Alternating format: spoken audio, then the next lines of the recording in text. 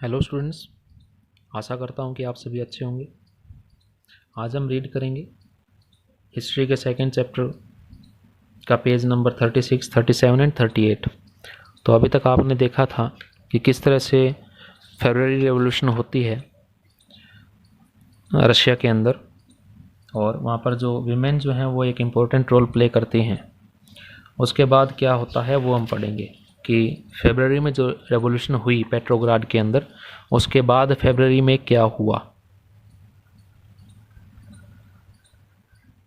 After Feb, army officials, landowners, and industrialists were influential in the provisional government. अब जो ये official हैं, ये लैंड ओनर्स हैं, इंडस्ट्रियलिस्ट हैं, ये सभी के सभी जो प्रोविजनल गवर्नमेंट है उसमें बहुत ज़्यादा इन्फ्लुएंस रखते थे अपना, यानी बहुत ज़्यादा प्रभावी हो गए थे ये उसके अंदर प्रोविजनल गवर्नमेंट में। But the liberals as well as socialists among them worked towards an elected government. लेकिन जो लिबरल्स थे और जो सोशलिस्ट थे वो क्या चाहते थे कि प्रोविजनल गवर्नमेंट न बनकर एक परमानेंट गवर्नमेंट बनाई जाए, इलेक्टेड गवर्नमेंट जल्दी से जल्दी बनाई जाए। वो प्रोविजनल गवर्नमेंट को नहीं चाहते थे। Restrictions on public meetings and associations were removed. अब जो पब्लिक मीटिंग्स और एसोसिएशंस पर जो रिस्ट्रिक्शंस, जो प्रतिबंध लगाए गए थे वो हटा दिए गए। Soviets like the Petrograd Soviet were set up everywhere. अब सोवियत पेट्रोग्राड सोवियत की जगह की तरह हर एक जगह उनको सेटअप किया जाने लगा। Though no common system of election was followed. लेकिन फिर भी इलेक्शन का कोई एक कॉमन सिस्टम नहीं था, यानी कि हर जगह एक सी चीज़ नहीं थी। In April 1917 the Bolshevik leader Vladimir Lenin return to Russia from his exile. अब बोल्शेविक का जो लीडर था व्लादिमीर लेनिन, ये रेडिकल था, यानी कि बहुत ज़्यादा गुस्सैल था, इसलिए इसको देश से बाहर निकाल दिया गया था। लेकिन 1917 में ये वापस आ गया अपना एग्जाइल ख़त्म करके। He and the Bolsheviks had opposed the war since 1914। अब वह और जो उसके बोल्शेविक्स के जो दूसरे लीडर्स थे वो 1914 का जो वॉर था, यानी कि जो फर्स्ट वर्ल्ड वॉर था, उसका अपोज कर रहे थे। वो कह रहे थे कि रशिया को इसमें इन्वॉल्व नहीं होना चाहिए। Now he felt it was time for soviets to take over power.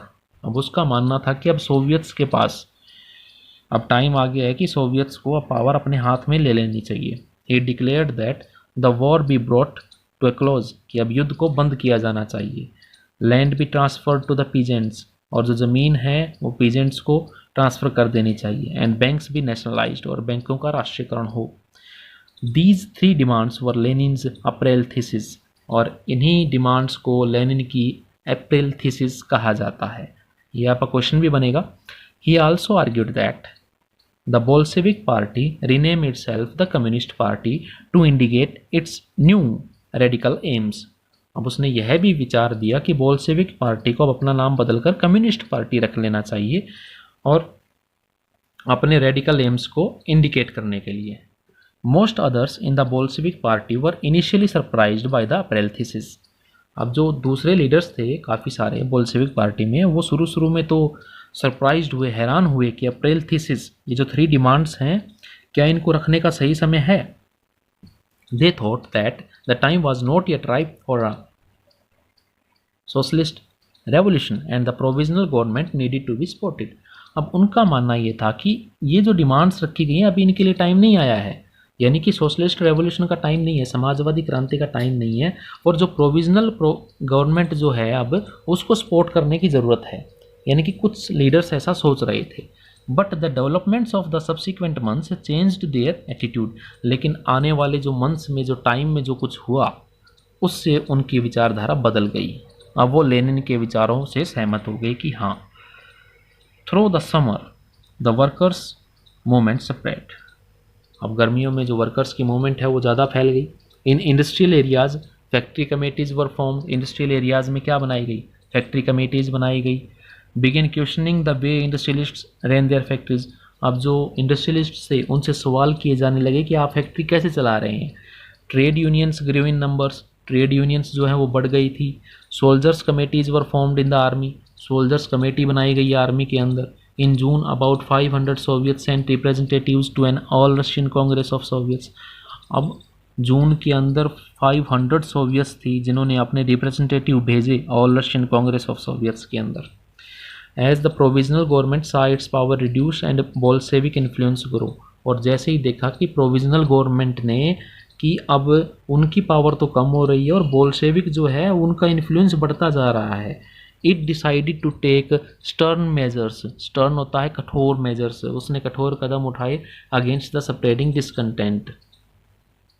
It resisted attempts by workers to run factories and begin arresting leaders, और उसने उन वर्कर्स को रोक दिया जो विरोध किया, जो वर्कर्स विरोध कर रहे थे किसी भी तरह का, उनको मतलब बुरी तरह से रोका गया। एंड बिगिन अरेस्टिंग लीडर्स, और उनके जो लीडर्स थे उनको अरेस्ट कर लिया गया। Popular demonstrations staged by the Bolsheviks in July 1917 were sternly repressed, और जो बहुत बड़ा पॉपुलर डेमोन्स्ट्रेशन जो बोल्शेविक्स ने दिखाया जुलाई 1917 में, उसे बुरी तरह से रिप्रेस कर दिया गया, दबा दिया गया। Many Bolshevik leaders had to go into hiding और फ्ली, और काफ़ी सारे बोल्शेविक लीडर्स जो हैं वो छुप गए या भाग गए।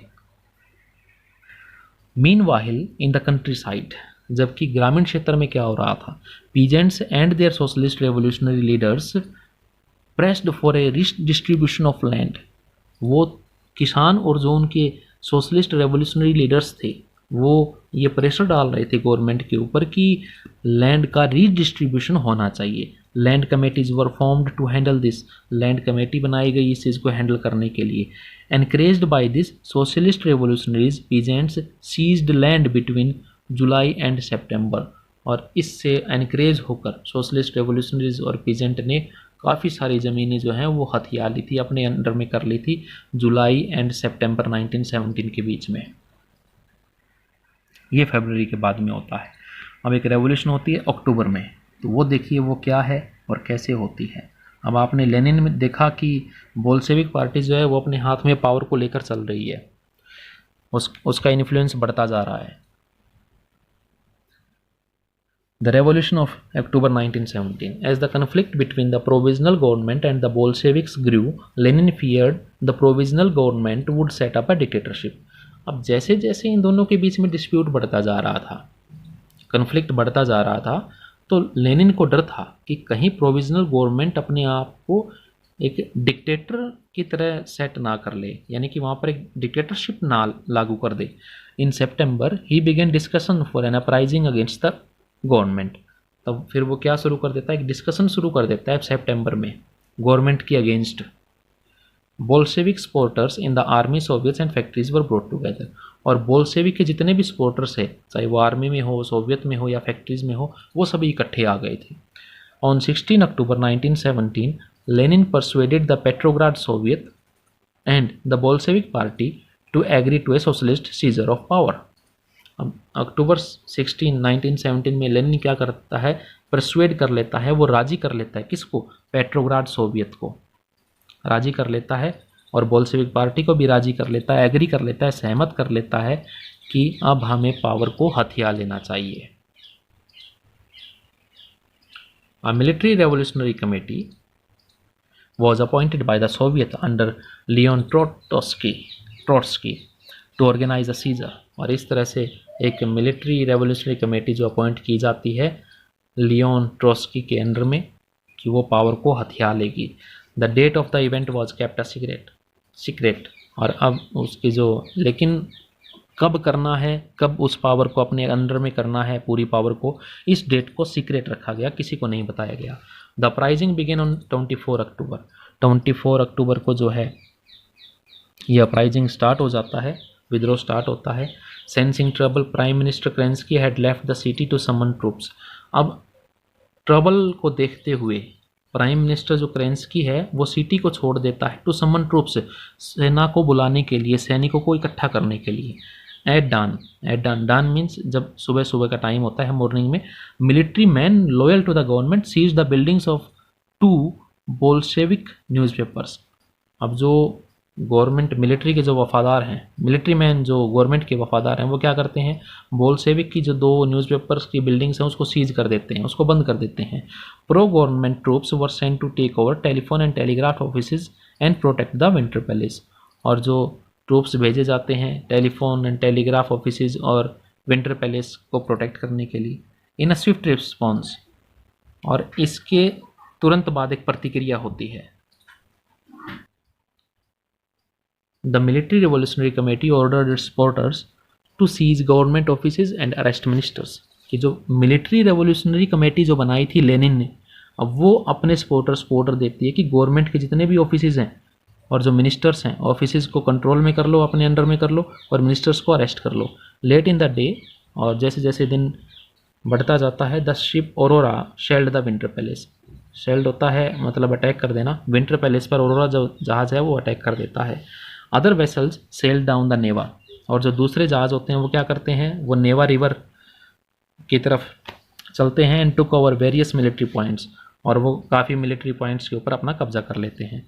बाय नाइटफॉल, रात तक, the city was under the committees control, जो पूरा शहर जो है वो कमेटी के कंट्रोल में आ जाता है। And the ministers had surrendered, और जो मिनिस्टर्स हैं वो आत्मसमर्पण कर देते हैं, सरेंडर कर देते हैं।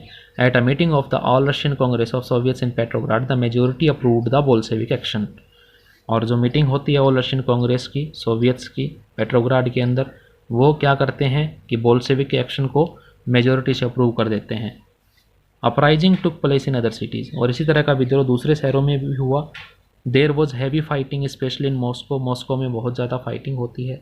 But by December the Bolsheviks control the Moscow Petrograd area, लेकिन दिसंबर तक बोल्शेविक्स क्या करते हैं, मॉस्को और पेट्रोग्राड एरिया को कंट्रोल कर लेते हैं। ये था आपका पेज नंबर 36, 37 एंड 38।